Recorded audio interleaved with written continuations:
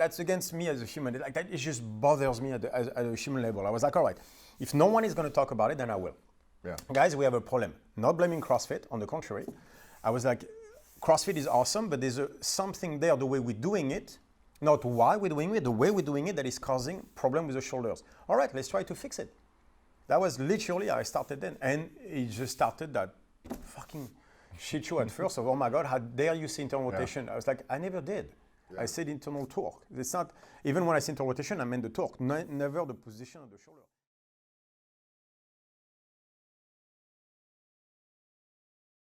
Are we starting? Oh, okay, cool. So we started. I guess we're starting. Awesome, I guess we started. We may have to decide where that actually starts. Yes, exactly. Well, it's always the same anyway. It starts as we go. I think that's kind of the theme of everything we do. It's always better to just start anyway. Yeah, exactly.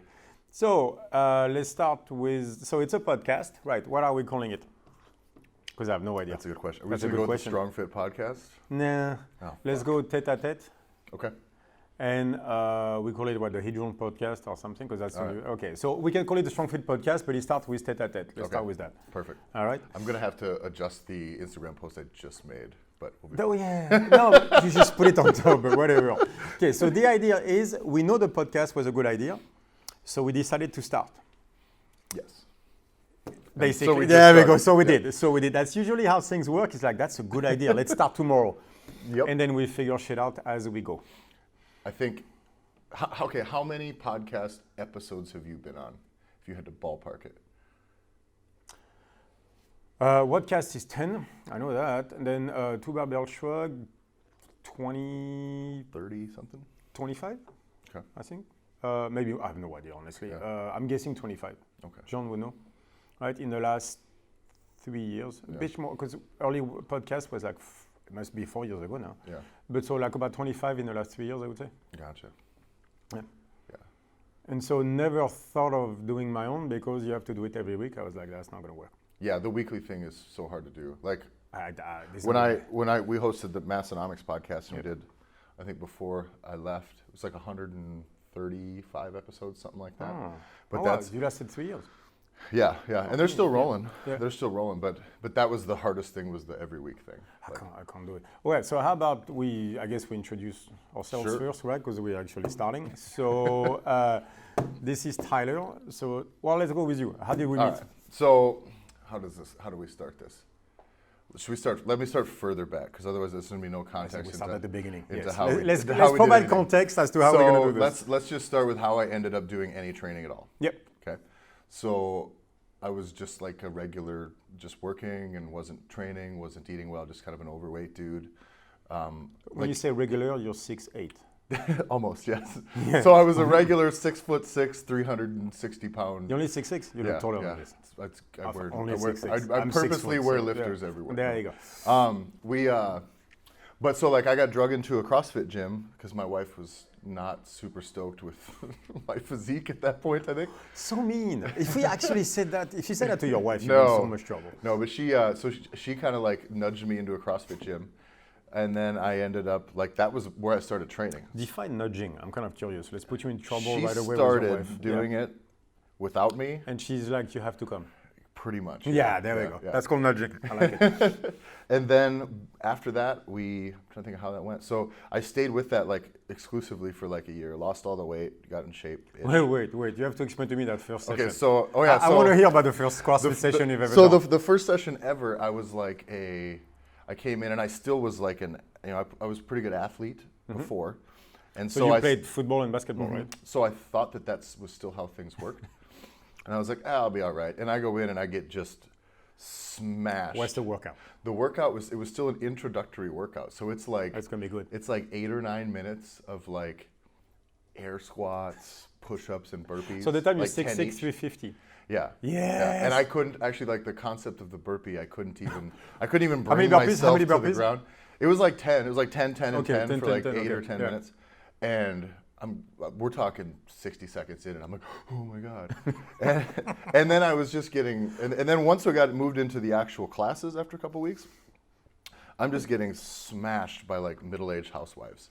Like it was Bodyweight stuff, yeah. But you yeah, 350, but I also I couldn't move that well, wasn't that strong. And so I was like just embarrassed for the most part. And that's the first 2 years.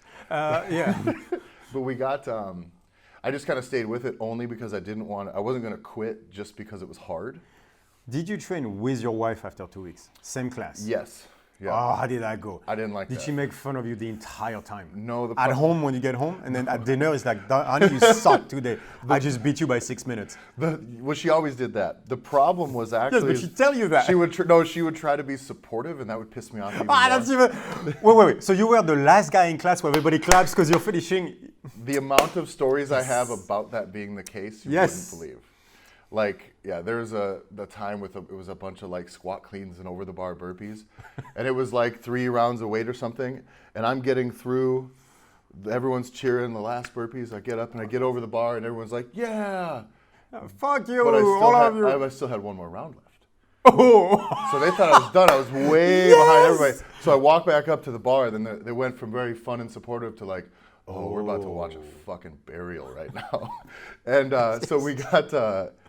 So that thing kind of went on until I got, in shape and I liked the stuff. But I mean, I'm not really built for CrossFit, physically. Yes. So I found my way into the strongman and powerlifting world. I never competed as powerlifter, but that was I competed as a strongman. But that was kind of the circles that I ran in. And with that, me and some friends launched a website called Mathäus and the podcast and all those things. And that was about big dudes, basically. Right? Pretty much, yeah, just big dudes doing strong guys. Sorry. Yep. Not seriously big, but strong guys. Just strength sports and that stuff. And that was it's a pretty light concept podcast. It was a lot of, just screwing around, and it was a lot of fun.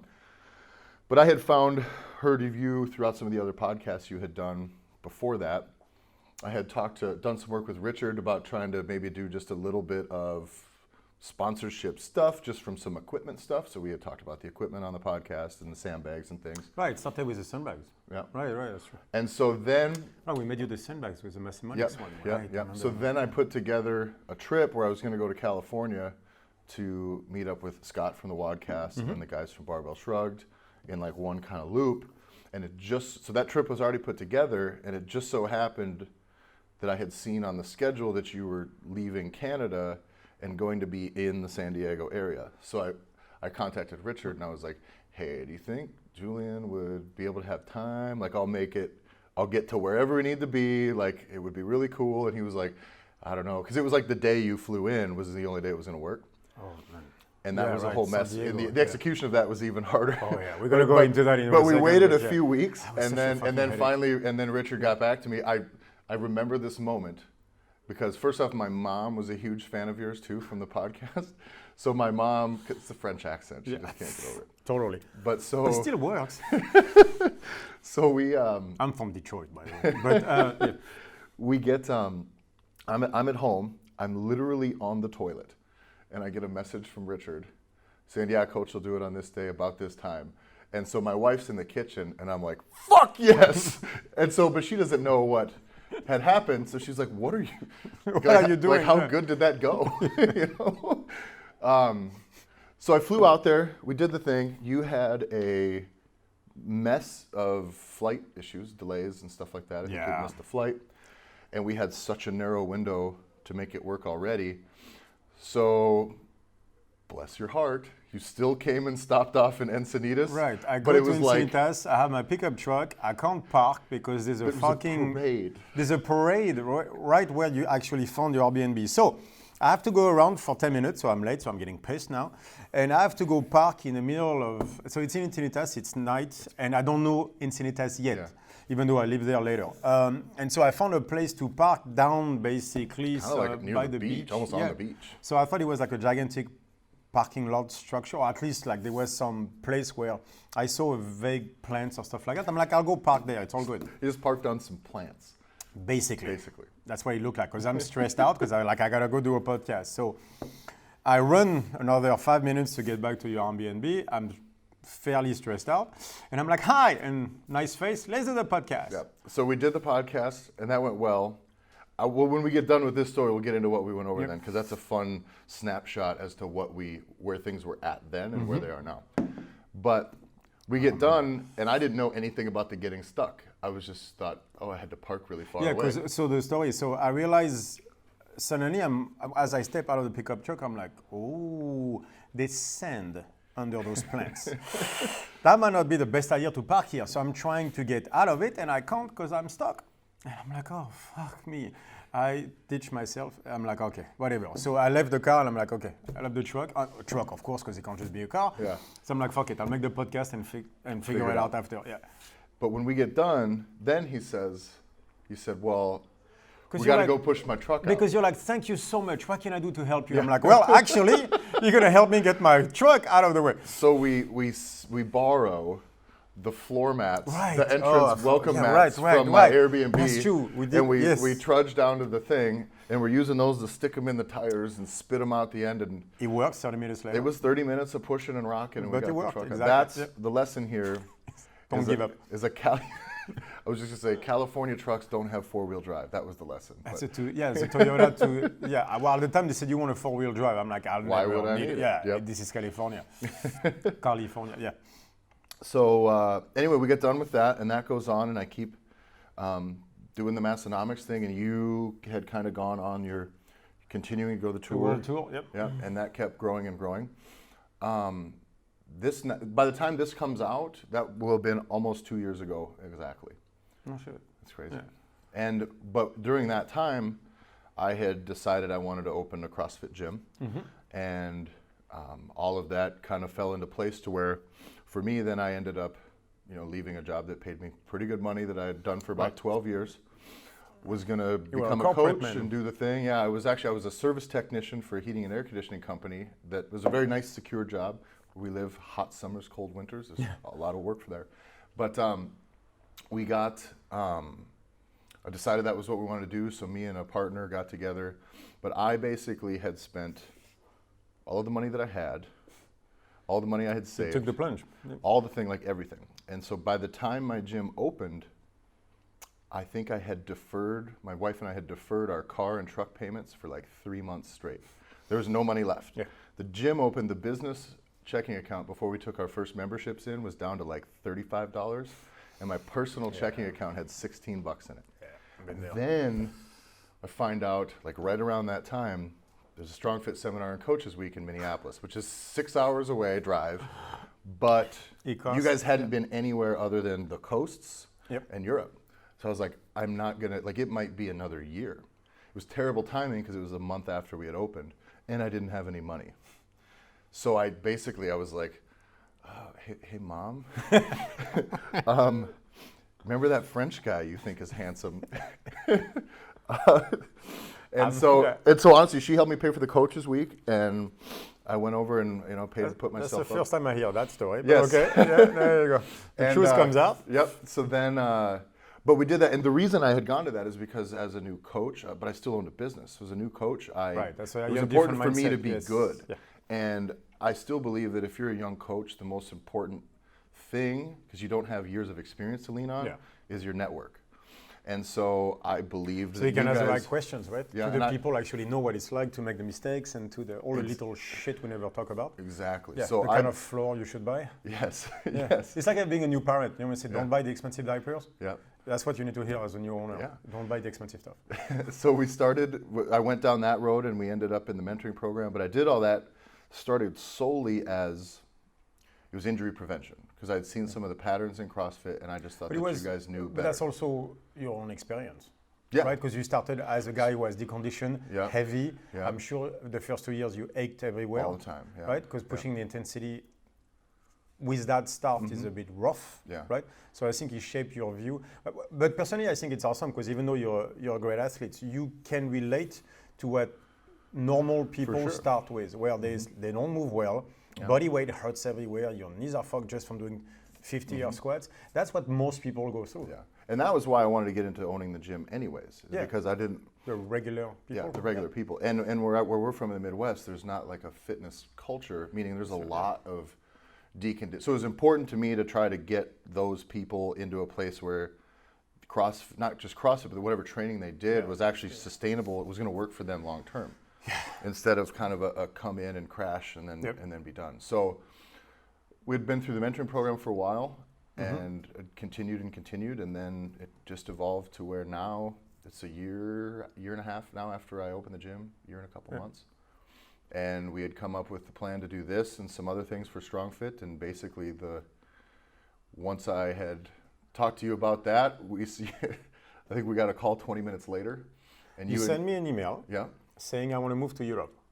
This is what I plan on doing for StrongFit. Yeah. Which is what I ask everybody. It's like, I'm not going to tell you what to do ever. So you want something, just tell me what, and then I'm always willing to talk about this. To clarify, I don't think I said I want to move to Europe, but it was this laundry list of things. Okay. And moving to if Europe. If you would want me to move to Europe, I would do it. And moving to Europe would be a possibility. And I would totally do it. So, okay.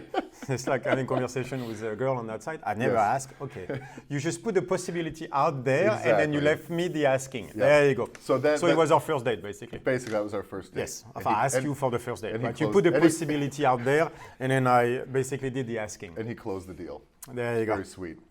20 minutes later, because I'm that guy, right? I'm like, let's have a phone call right now. So we get on the call. I'm talking with you and Greg, and the end of the call is, well, I guess, it's time to come to Europe. And I was like, okay, but hold on. You said it on the email. No.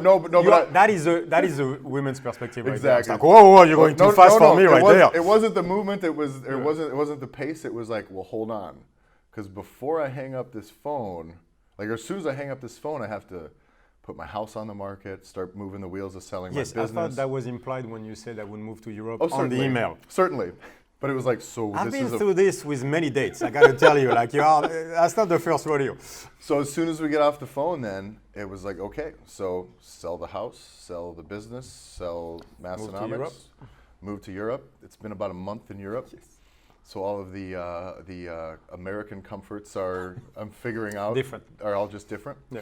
So I'm in the middle of like the acclimation process. So still. The key is you moved to Vienna, right? So you came to work with StrongFit, basically, and then we decided to do a podcast because that's been very needed for a long time. Yeah. So you moved to Vienna so you can be at still be kind of in the gym with people, because it's an hour flight here. So you'll come here on a regular basis so we can do the podcast. Yeah. The idea of the podcast really was the need to communicate what we do, which I'm really bad at. Yeah. So there's still people, I think it's what the seminar is a strongman thing, it's a strongman movement thing. So obviously I suck at explaining what I do. Yeah. It's tough too because finding a platform to communicate that is hard too, because you can't just stand there on your Instagram and be like, all right, let's back way up. Here's what we're doing. But the thing too is how would I explain what I do on Instagram? Like it's a minute long, even on Facebook I wouldn't. So that's the thing is I didn't want to start a podcast because I was not going to do it by myself. Yeah. That's for sure. Even doing it every week was not going to work. I knew that. And I don't have any experience in podcasts. I was like, there's no fucking way this is going to work. So, but at the same time, I wanted to do the vlogs, but putting a camera in front of me and just talking for 60 minutes, for me, it's impossible. Like it's talking about myself, which I hate. So I just can't do it. Do you ever hear podcasts where people do that too? Like people that can have a podcast talking for an hour is fucking incredible. And on a regular basis. And to be good at it. It strains me, stresses me out. Like I knew I couldn't do that. Yeah. But I knew I needed the format to be able to explain what is it we do, because it goes so much past strongman movement. But yeah. Well, let's pull back too. So when we talked in San Diego, right, I still was familiar just with what you had talked about on some other podcasts at that time, 2 years ago. You know? Podcast, yeah. And that was use some of these. I mean, I think you've been. What's the word? Like the concepts we're working on today were still a part of what you're doing then. It's the same concept. But it's a matter of realizing how it all comes together. So I went further. Yeah. So we were talking then about. I'll just do some of these strongman movements, and there's some structure and it makes sense, and it's a good thing to add in. But when we had met 2 years ago, you said that was right about the time you were coming out with some of the stuff on torque. Yeah. Which I was not at all prepared for the conversation then, because I was like, oh, this is the conversation. Strongman movements, yeah. And then he's like, internal torque and the overhead, and I was like, I don't know what any of that means. So that was one of those conversations where I'm like, mm-hmm. So then I had to go back. Yeah, but that's the root of my problem in a way, is I always want to tell people exactly where I'm at in my head and what I'm doing, because I feel I need to, I owe people the stuff that I know, or at least I think I know at the time. Yeah. But can I possibly tell you that without giving you a background? So I always struggle into how much I'm going to give people, how much information versus actual knowledge. Yeah. So that's why I hate to tell people what to do, is I try to give them knowledge, but many times it turns out in just hearing information and nothing happens with it. So it's a constant struggle for me to know what I talk about, I should talk about. And that was exactly it. I had heard just a few new things to me, but they were out of context. Yeah. And so I was like, I don't know. So then I had to scramble to figure out what that meant. And then once I did, it's like, well, that really, really, really makes sense. But to me, that's the thing, though, is I'll give you the concept, and then you basically scramble, started to make it work. Ooh, I like it, that works, and that's why you came to the Coaches Week, because you wanted, I want to know more. Yeah. I still believe this is the only way to teach people. Yeah. I hate the infantilization of people. Like they're even kids, I wouldn't treat like that. The idea like this, like the school, I'm going to tell you what to do and just shut up, listen to what I say and do it. So it'll work for some of you, and the ones for whom it doesn't work, well, screw you. Yeah. It's a tyranny of the majority, right? This is what the school system is. It works for 60%, and then the other 40, then fuck off. Yeah. So I refuse to tell people what to do for that reason. Like I know, and a lot of people ask, okay, so should I do that movement? I'm like, well, you should know. Yeah. This is what the movement is for. You should know what. So I expect people to do what you did, which I agree sometimes is maybe not a reasonable expectations. Yeah. Although on my side I disagree with that, but I expect people to hear the concept, try to understand the concept, and then go play. I think learning like that though, it takes initiative too. Like a person has to take action. But you're a human being. To learn, you have to take action, and that's you're where a human being. And I think we're taught growing up that learning is almost a passive process. Like you sit there and stuff gets jammed into your head. And it's that's information, it's not knowledge. I expect people to. This is, although it's like coming from martial arts, jiu-jitsu and everything. If you don't practice the stuff, if you don't try and play with it, it's never going to work. You can, otherwise we could learn jiu-jitsu. You could learn to swim on the table. Yeah. If it was that easy. Learn to swim on the table, jump in the ocean. Jump on the pool with a guy to save you, but it doesn't work. We have to stop telling people how to swim on the table. Right? You're going to have to go in the water. There's just no other, that means you're going to have to jump and everything. And I understand if you don't want to do it, but then you won't learn. And I won't be the one pretending that I can teach you how to swim by doing it on the table. Yeah. That's the thing is, you do whatever you want, but I won't lie about the fact that I cannot do it this way. It's hard to, without getting into specifics, which I think we're going to do. Yeah, we'll do in the other podcast. Yeah, yes. but but it is interesting at that point. Even the torque conversation, and then you started to dive into a little bit of the nervous system stuff. We got into the result. Okay, but let's start. We're talking like conversation. 6 months from you maybe playing with it to you being able to almost really teach it. Okay, that's a very good point. Let's start with that. It's not like, hey, last night I thought about this, and usually it's always like I have an idea, so it's anecdotal evidence at first, in the sense of I'll figure out something, like I have an intuition about something, and then from there I'll move to our logical evidence, which is why would it work? Yeah. Right? Is there a principle behind it, not just a method, because that's anecdotal evidence, where it's just a method. Is there a principle behind it I can actually extract from that so I can apply it to other stuff? And if the answer is yes, then I'll start the testing process, which is just not with me. It can be with my coaches and then their people and stuff like that. So that's how we do stuff. So the torque chain was like tested because I came up with the idea, but he went against what I heard before, right? Very, very few people back then, because we're talking like when I started with that was like 4 years ago. It's one of my older stuff.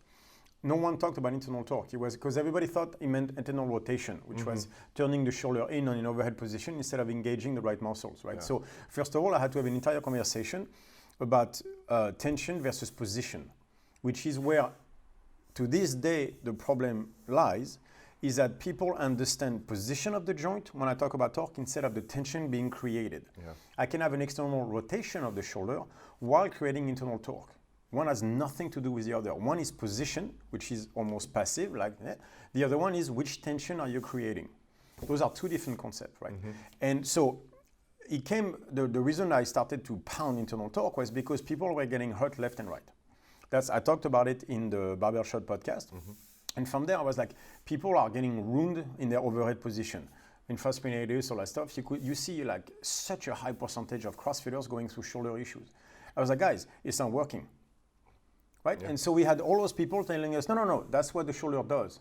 I'm like, but if that were true, then you wouldn't see that many injuries. Or you're saying the human body is so weak and evolution fucked up, gave us a shoulder that cannot press something overhead. And that's the reason we break, which by the way has been said by a number of PTs and chiropractors that the shoulder is not supposed to push anything overhead. I'm like, but that's the range, the mobility that we have is overhead. So why would you have it? Again, evolution fucked up. So monkeys can do it, we just can't. So I'm like, then what do we have? So evolution fucked up, right? I was like, that's an arrogant way of saying it. Let's put it this way, right? So I was like, okay, so that can't be true. So instead of position, let's go toward tension. And I'm like, okay, so there's external torque. Everybody agrees on that, which is creating tension a certain way. It would make sense that you can create tension the other way. I was like, okay, so let's start looking at this. And then I start looking at the Chinese lifters. And what I saw was tension being created through the pecs and short head of the bicep. I was like, all right. So that would lead me to internal torque. And I was like, okay, then let's start to have a conversation. But the reason I had the conversation was people were getting hurt left and right. And I was like, guys, it's not working. Because it's not like, and I'm not saying CrossFit causes injury. No. That's not what I'm trying to do at all. I'm saying external torque overhead caused injuries. So that's the problem is when at first they were like, yeah, but there's injuries everywhere. I'm like, but that's not my point.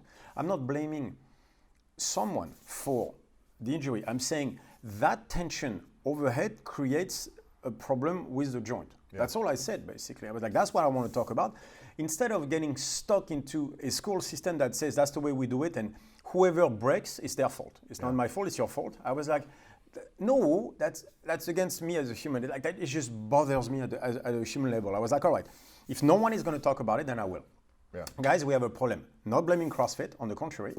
I was like, CrossFit is awesome, but there's something there, the way we're doing it, not why we're doing it, the way we're doing it that is causing problem with the shoulders. All right, let's try to fix it.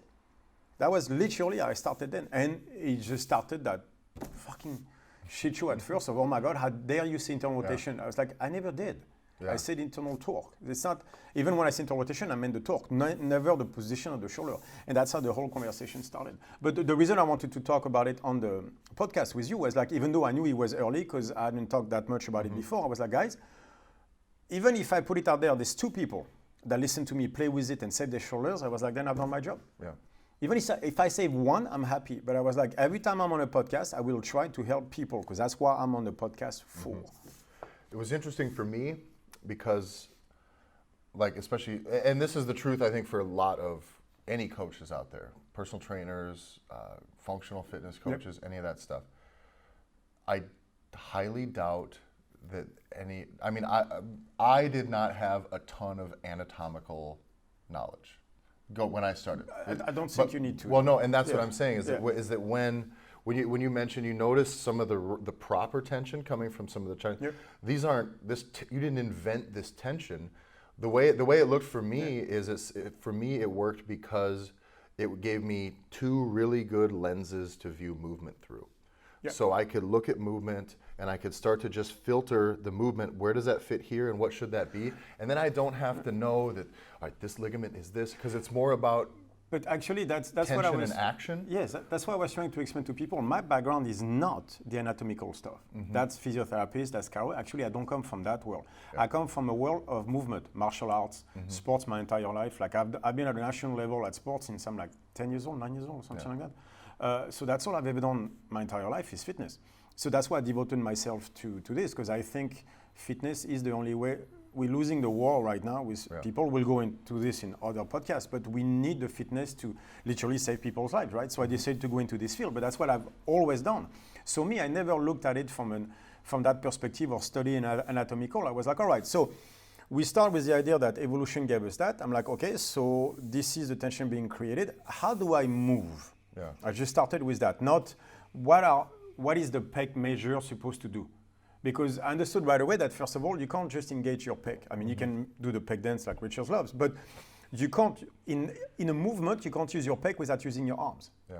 You need pecs, you need to press, you're going to have to use the arms. So the connection of the bicep and the pec, as you see in gymnastics, was supremely important. I was like, so it's like a Leonardo da Vinci model, right? You can't just have one cog turning right. It's a bunch of cogs going against each other that create tension at the end. I was like, all right, so let's look at it from a movement perspective. I was like, okay, so this external torque, what about internal torque? I was like, okay, so what happens when I push? And I'm like, when do I push exactly? All right, when I punch. Okay, so when I punch, you can always say a rotation of the hand toward the center of the body. I was like, what about when I throw? Same thing. When I swim, same thing. When I push a car, same thing. When I press dumbbells, same thing. And then suddenly, before I know it, every single movement where I push, I basically have a rotation, so a tension that goes toward the center of the body. I was like, so that would be internal torque then? Because everything else, they would go the other way. So there's all those basically like early CrossFit, they were saying, for example, in order to press, you have to rotate, create external torque to put the socket of the shoulder into the proper, shoulder has no socket, but to put the shoulder in a proper place, you need to screw into external torque. But I'm like, but that's not how you punch. Yeah. Try to do that while pressing a car. You have no strength. Like they always talk about retraction of the shoulder blades to press. But I'm like, but that's insane. That's not how you swim. That's not how you throw. That's not how you push. That's not how you punch. That's not how you do anything. I'm like, it's not working. Why are we saying retraction of the shoulder blade and external torque to press when none of the natural movements ask you to do this? I'm like, why am I the only one talking about this at the time? I was mind blown, by the way. But I mean, I'm sure I'm not the only one, just at least in the world of CrossFit where I was into at the time, was a lot of that. And I was like, guys, I don't understand. Or at least, let's put it this way. I got there and I raised my hand. I was like, I don't get it. You're all telling me it's external torque. I don't get it. Can you explain to me again? What I discovered is nobody could. He's like, yeah, because that's where the shoulder is the strongest. But I'm like, but then explain to me punching and throwing and stuff. Yeah, but that's, no, those are the top athletes and they hurt themselves doing that. So I'm like, then we're back to evolution fucking up. That means every movement that you need to do at a certain level requires internal torque. But evolution gave you the external torque position to save your shoulders. So evolution fucked up. Your strength goes left, right, but the position that you need to be in goes left. So evolution fucked up. Imagine if you built a car where the fastest speed is in reverse. We have a problem. But that's exactly that. Yeah. And they're telling me that's how evolution built the human body. And no. Evolution is the smartest thing. It's smarter than us by a quadrillion levels. Like there is no waste in nature. It's evolution did not fuck up. This is what frustrates me the most. How much of that issue is about the fact that we're trying to do these things within the context of exercises and not just a movement that we're... I think it goes further than that. I mean? I think it's the way the fitness industry was created. Okay, so we'll go into that a bit further in other podcasts, but I believe like people underestimate how much we lost in World War II. I'm just going to give you a background. Before World War II, there was a deep connection between philosophy and physics, for example, right? And I use physics as an example because I think it gives the right idea. World War II comes about, and it's about producing bombs, producing the atomic bomb and everything. And they put the best scientists there was toward producing the atomic bomb. All the brains came into, that's what war does, is basically ramps up the production of something that works. And since World War II, we've been stuck into producing.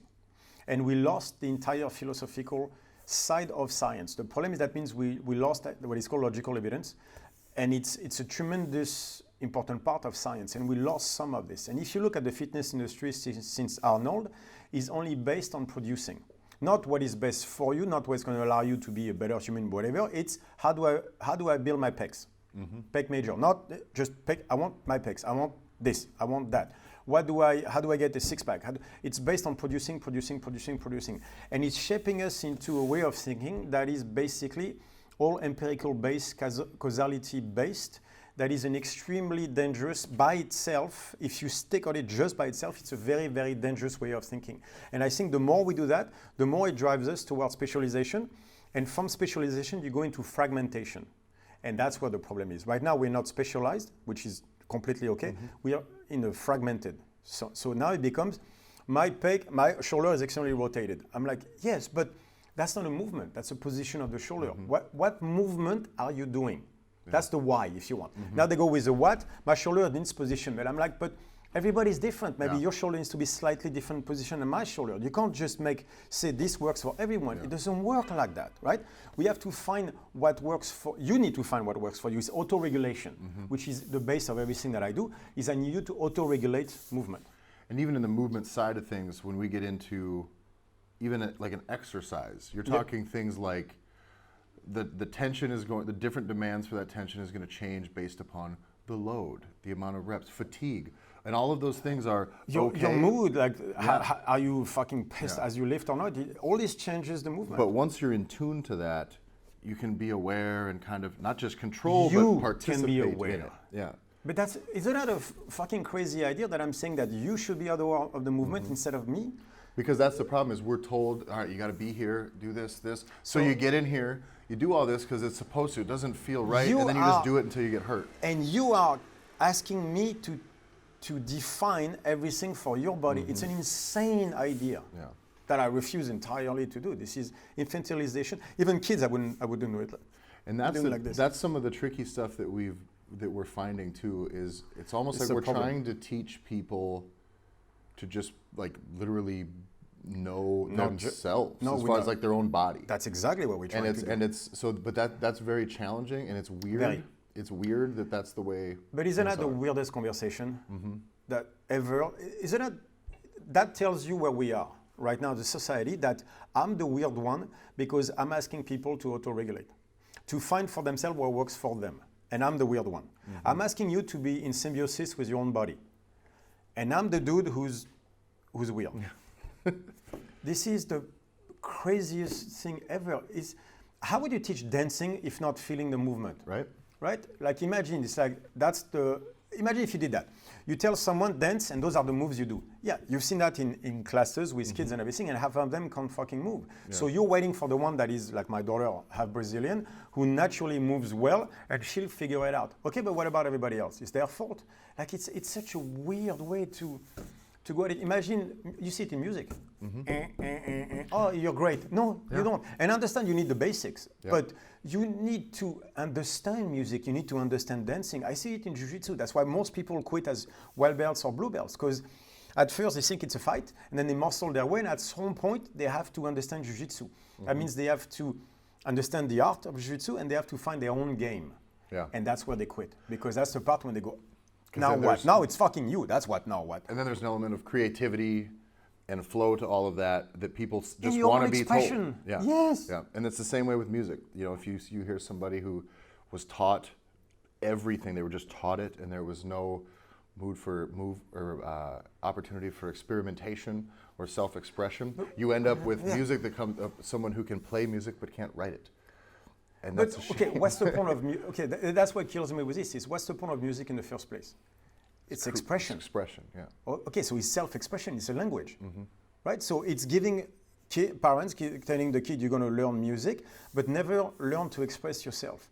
Then what's the point of music? This isn't music then. We're going to have to give it another name. Yeah. Because music is a creativity, it's an art form, it's like painting by, doing shapes. It's like, but that's not painting then. And what we're doing, not we, but what's happening in the fitness industry is they're asking people to express themselves, really to express someone else's intentions. And we tell them, look, you're going to look like that guy with six-pack, do this, even though that's not your body type at all. Or stuff. It's an infantilization of people, and it bothers me to the nth degree. And so, yes, I'm the weird one because I'm the one saying no. I'm not going to treat you as, even kids, I wouldn't want to treat like that. But I'm not going to tell you, okay, do that and you get that results. I'm like, but what results for me? That's not the way this works. Yeah. And so I ask people I try to expand the concepts, which I'm not always successful at, let's be honest, but I need to get better at all this. And then so that they can go and play and experiment and go, this worked for me. Okay, awesome. And then we can move the ball forward. But because you're not doing this for me. You're doing this for you, and why are you asking me to do it for you then? Yeah. That boils all back down to the learning process too. Is when you're asking somebody to express your own shit, they're never going to learn anything because it's not theirs. And they don't. And by the way, you are, and I agree with that completely. Like sometimes you're in a very uncomfortable position when you have to learn to feel things that you maybe have shut off for years or you never actually felt in the first place. And now I'm asking you to do it. And it can be very frustrating because now you're going to have to play. You're going to be, and by the way, that means some things are going to feel fantastic and others are going to feel horrible. Yeah. Yes, because I need you to feel awesome when you do certain things and I need you to feel really bad when you mess them up because otherwise, how would you know the difference? Like when I started working with you, it's actually probably still this way, but but what it is there's some things that I can do just naturally that work. Yeah, exactly. But then when I'm asked to Exactly. do, so there's so many instances when we first started where it's like, I was just like, I don't fucking know what I'm supposed to be. Like, there's just no exactly. feel there. Yeah. And I think some of it comes from people who, I've heard before that people who are just kind of gifted athletically in like kind of an open loop thing where you're always adapting, moving, changing, reacting, is you're good at that because of your ability to improvise and adapt physically. And you can, if there's an injury or damage or something is off, that person can continue to improve because they're just compensating for those weaknesses. So you get further along, you're just this mess of compensations. And I remember, people always choose the sport they're good at. Yeah. So never have to challenge the aspect that they are just not kinetically good at. Yeah, definitely. I mean, gymnastics is not going to be my thing. Well, no, it's not going to be your thing. But that's the thing too, is now we are providing so many sports, so many outlets that you'll find one where you're good at, where it's less frustrating. The problem is, as you said, that eventually will lead to imbalances, dysfunction, and injuries, right? So at some point, you're going to go like, okay, if the injury or the dysfunction is big enough, you're going to have to go learn fix it. That's going to be a bitch. Yeah. Because you don't know how to move correctly that way. And maybe you've been very successful before, but now I'm asking you to do something where there's a learning process. And it's tough to go from being even decent at something to like, all right, well, I have to recommit to just fucking sucking again. You know what's a lot easier to do? To say, he doesn't know what he's talking about. Yeah, that's way easier. That's way easier. Yeah. And so I get people where I explain the whole stuff, and then they're like, it doesn't work. I'm like, because you never did it the way I asked. Yeah. Because they hear what I say, but they don't really want to do it that way because it's not comfortable, it's not convenient maybe for them. So they change it just enough to make it convenient for them, but then missing the principles entirely, and they come back and say it doesn't work. And we've seen, I mean, it's been year and a half now, and there's still, like my own, I can coach things well, but my own movement still is like just wherever it is along the path. I struggle with stuff too. Sure. It's like, external torque is still an issue and everything, but that's like, you learn as you go, and that's the point. It's like thinking you're done with jiu-jitsu, like you're done learning. Ever. There's so much you have not explored, so much we don't know. Some position guys come up with all the time. It's the same thing with movement. Like there's Ido Portal, I'm sure, still learns about movement on a daily basis, and he doesn't even know about lifting. So imagine a guy that is that advanced in bodyweight movement still doesn't know, probably doesn't know nearly as much as your average CrossFit coach. I don't know Ido Portal, so I don't want to criticize him. I think what he does with bodyweight is amazing, but even him, I'm sure, will not claim to be an expert as lifting weights, right? It's you take a barbell, I think he knows powerlifting, right? But put him into an Ido Portal class, he'll die. So there's so much to learn. What about your learning process back when you started playing with the specifics of tension? What did that look like for you when you're finding that on yourself? Okay, so there's one thing I learned with jiu-jitsu is if you can do it slow, you can do it fast. So the key is whenever you don't know movement, slow it down. All right, so I'll take, for example, a Jefferson squat, right? Something used by Kai Green or actually all strongmen in 19th century were doing that exercise a lot. It was called a Jefferson deadlift at the time, I believe. It was one of the many ways to deadlift, right? And I was like, all right, so I don't get it, so let me see. And so I started to, first of all, I had to feel a movement. So I'm like, all right, so I grab a bar, up and down. Then I realized my knees were going all over the place, so I was compensating. I'm like, okay, so what happens if I try to just go up and down, trying to not let my knee move? And then I realized I would move actually very little. My mobility was really bad. I was like, okay, so I'm going to work that, which is what I do when I don't know movement. I'm going to go to the edge of the range of motion that I have while maintaining tension. That's the end of the mobility, and try to work there. So I would go into that spot and I would start moving very slowly into that spot, left, right, up and down, to see, okay, how does that feel? Usually, ow, ow, ow. And then I would go into the ow, ow, ow, ow, and do that for 10, 20, 30 minutes, be sore as shit usually the next day, and then work again until I got to a mobility that I thought was the minimum I should be at. Yeah, and so you basically built that with the range of motion you have. Never passed it. And then challenging it. And then you're always playing kind of around the edges, slowly, but nothing under a really heavy load. But it was never like I'm going to go from A to B. Yeah. Ever. It's like I would come down and feel it and then go left, go right, and experiment with every single inch of a movement until I'm like, I have an understanding of the movement, of the position. Just like in Jiu-Jitsu, I wanted an understanding of the position. So I grab the bar, I go down, and I'm like, all right. I go down where it starts to, where I feel like my mobility is being challenged. And I'm like, okay, now what? Let's see where I'm at. What happens if I go here? What happens if I go there? What happens if I do this? And I'll just move around until I'm like, this felt good, this didn't. Oh, I need to work there. Yeah. What about this? And then you give me that for 3 months, and after 3 months, I have a fairly good understanding of the movement. I might not be great at it, but I have an understanding of the movement. And it's I'm fairly talented with movement, so I can learn somewhat fast. And after 3 months of doing it as much as I can, sometimes every day, sometimes not because I'm sore, but I have an idea of what the movement is supposed to be. And then I can start. I like that concept too that's used by bodybuilders a lot, in that where it's really just tension. Like there is such a great focus on finding tension. Totally. Stretch, find tension, and put that's a piece that I think was very popular in the beginning with bodybuilding. And then as things went away from that to either moving a lot of weight or now into the way CrossFit is, people are forgetting about just tension and mind-muscle connection. And I understand to a degree why they're doing it, because there's a moment where you want to stop always trying to feel stuff and you actually want to move. Mm-hmm. So there's that phase, right? So when you're early in the movement, you should learn to see how the movement feels where you are, so you have an idea where you are in space, right? Learning like kinetic awareness, where are you within that movement? Because if you don't do that, you're going to pop something, you're going to hurt yourself.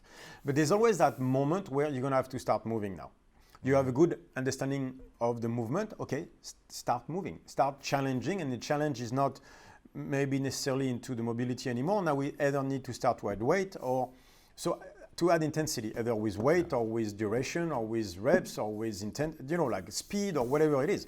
But at some point once you have an understanding, get out there and do it. You're gonna have to move. There's actually two systems into any muscle basically. Is connected to the brain, so nervous system, right? It's a feedback loop. You have the afferent versus the efferent system.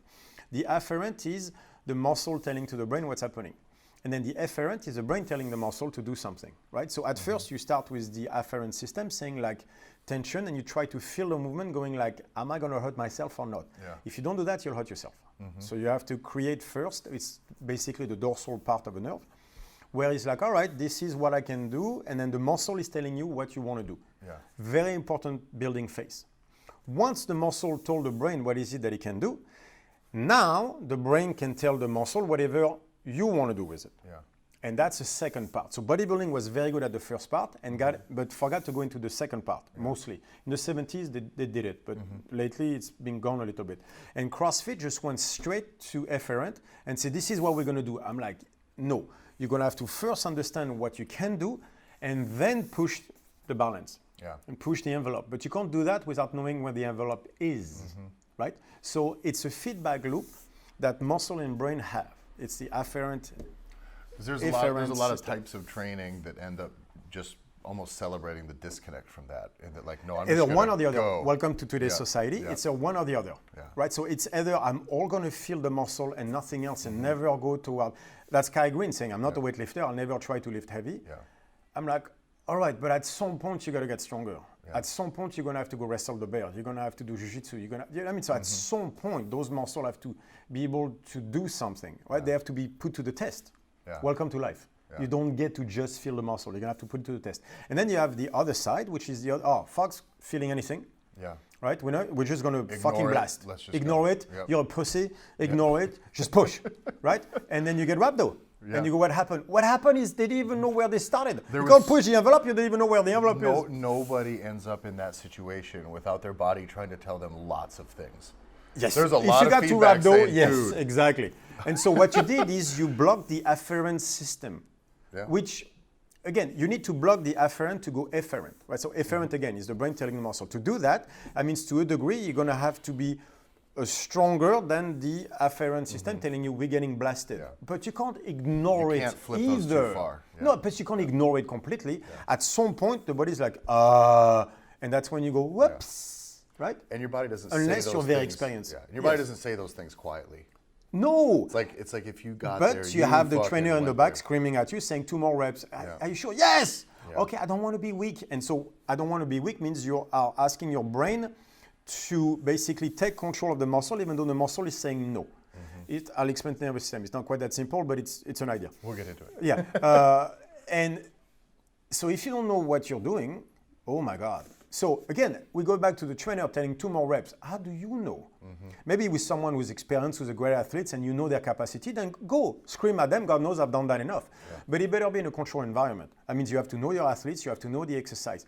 There's very little chance on a sled that I'll push you to the moment where you create enough eccentric damage that you're going to get rhabdo. That's why I scream at people. But if I'm going to do leg extension with a slow eccentric, on a deconditioned person, you'll get rhabdo. Yeah. Because you've shut off the afferent system, and you can't do that.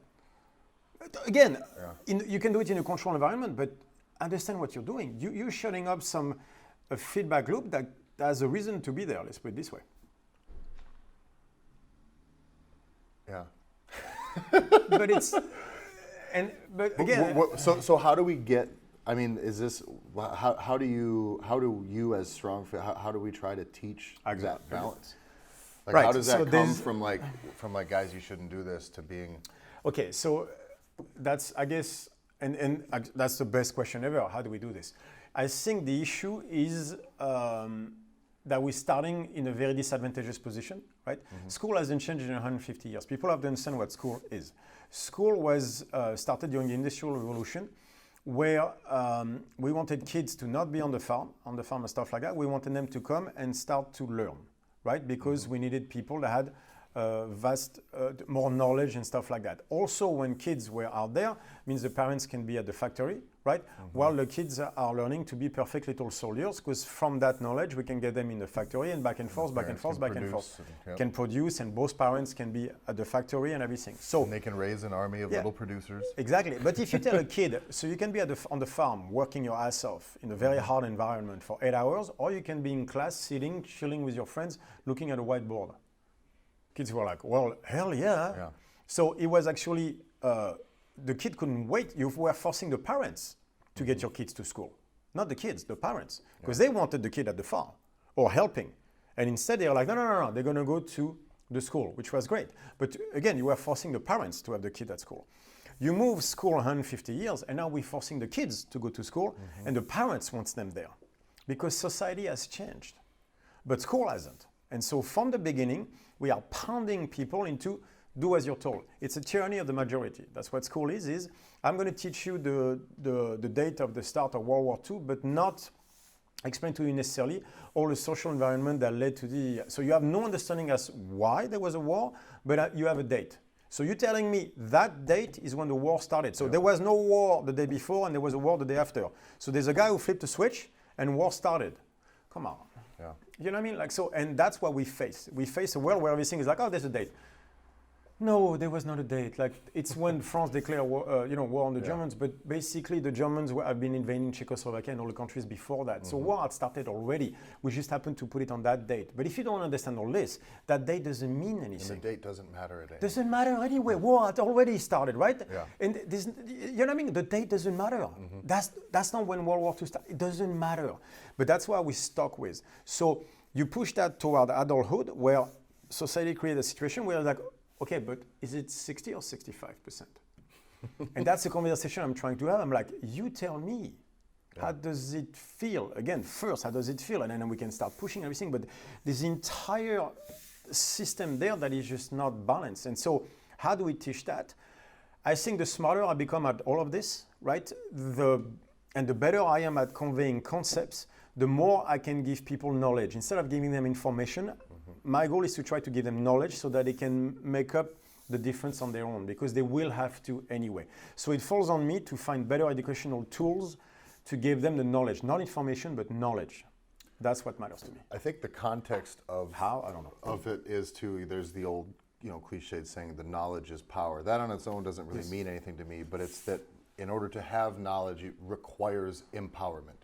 So if you're going to give someone knowledge, you have to give them, you have to actually empower them to actually learn it. And they need an environment to learn it, not to just get exactly told. Right. So you need a safe place to learn and everything. So I think the best way we can do is to provide a safe place for people to learn, and then tell them, look, this is about finding your own color. My job in StrongFit is to be a prism. I take the light and then I divide it into colors, right? And your job is going to find which color you want to be. You don't have to be all of them. You don't have to do that. You can just choose red. Why? Because there's an infinite variations of shades of red. So you can be awesome at red. I don't care. I'm someone who was basically who will try to master every color, but that's who I am. It doesn't have to be you. My problem is I will never be good at red. I'll understand all colors, but I'll never be as good as red as you will be because I will never spend the time there. Where you can be an expert in, even if it's one shade of red, doesn't matter, then be fucking good at it. Be awesome at that red. And because we need that, because you will find other people in life that are exactly the same shade of color you are, and you need to help them. So I need you to be an expert at that shade of red, right? Whereas I won't be. So it all works out anyway. And that doesn't mean you're not as smart as I am just because you chose that shade of red. It just means you're going to be a better specialist at that than I am. And that's all good. The problem, it's not a problem, but the thing is you're going to have to find your color. I can't do that. All I can do is divide the light into colors and then you will find yours. No one else can do it for you. And you should not ask someone to define your color. Ever. This is slavery. This is mental slavery if you ask someone to do that. And that's basically what is out there, is tell me what to do. No, I won't. I'm asking you to find your color. And then once you understand what the color entails and you start playing with the shades of red and then you start to go, hey, I'm good at this, then you'll start playing and you'll discover stuff that I want, right? So you'll be better than me at red. And that's the point. I want you to be better than me at what you do, at your own color, because you should be, because it's your color, it's not mine. I have my own thing to do. Right. So the key is I want to provide. So I think to answer your question directly is we need to provide a safe place for people to find their color and allowing them to keep playing within that so that they can get better at their color. And I think eventually they'll reach a level of adulthood, I guess, through that where they'll be their own person, and then things flow from there. I think we'll get into more of the specifics of what that means. Yeah, we'll do after on the other podcast. Probably next one we'll do. Yes, next one. Is near that. So let's wrap this one up. To start with, because after it's a whole system of StrongFit. And then the next time we're going to talk about, let's just kind of tease. Next time we're going to get into, we're going to go. What is StrongFit? What is StrongFit? Yeah, because I still have people thinking it's a strongman movement seminar. So I'm doing a very poor job at explaining what StrongFit is. So let's use the next podcast and define exactly what this is about. Awesome. Cool. Awesome. First one in the box. MJ, are you doing the slow zoom? Is that what yes, this he is? You know what we need? We need to time this because I have no idea how long it is. I have no idea. How long was it? 58 minutes and 16 seconds. 1 hour. Dude! Right on target! So she looks up the Translate app, and then she asks me, why is Greg's gym posting something with you bench pressing saying #ladies? I'm like, I was like, it's not what it looks like, honey.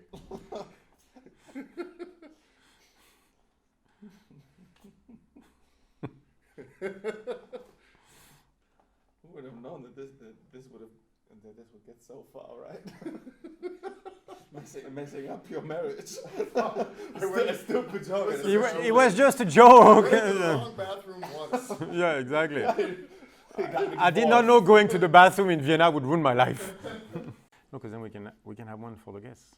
It's perfect. They get to choose. Come on, it's perfect. People will get used to that. That'll be the thing. It would be such a cool thing. I keep the ones here, and then they get to choose which one they want to be. Yep. Yeah. Come on, it's the coolest thing. It's the little things that make the difference. It means whenever we travel, we need to have some. Perfect. Buy some. I also like that there's only 2 podcasts in which the pec stick has been seen. CrossFit HQ. CrossFit HQ, exactly. Official podcast. And this one. Can we see it? Yeah. Can we see the pec stick? Yeah. That's a wide lens. Okay. Okay. So we can see that. There you go. But outside of that, it's all good. It's like every podcast out there. You can only have 1 cup on the table. That's what he said. All right. Awkward.